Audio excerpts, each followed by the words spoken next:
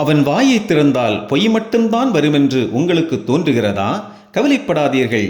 வார்த்தைகள் பொய் சொல்லலாம், ஆனால் அவனது ஆழ்மனம் ஒருபோதும் பொய் சொல்லாது. ஒருவர் உங்களிடம் பேசும்போது தன் கண்களை மேல் நோக்கி வலதுபுறம் திருப்புகிறாரா? கவனியுங்கள், அங்கே ஒரு கதை பிறக்கின்றது. அது உண்மையல்ல. அவர் மூளை ஒரு பொய்யை உற்பத்தி செய்யும் தொழிற்சாலையாக மாறியிருக்கின்றது என்று அர்த்தம். நீங்கள் ஏதோ விஷயம் உரையாடிக் கொண்டிருக்கும் போது அவர் முகத்தில் சிரிப்பு, ஆனால் கால்கள் கதவை நோக்கி இருக்கின்றதா? அப்படி என்றால் அவர் உடல் உங்களிடம் இருக்கிறது, ஆனால் அவர் உள்ளம் ஏற்கனவே அந்த இடத்தை விட்டு ஓடிவிட்டது.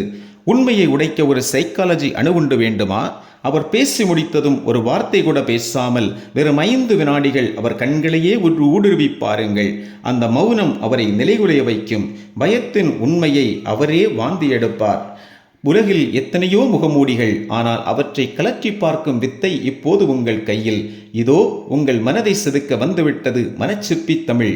உடனே ஃபாலோ பண்ணுங்க. உங்கள் மனதை அழகாக்குங்கள். நான் உங்கள் மனச்சிற்பி.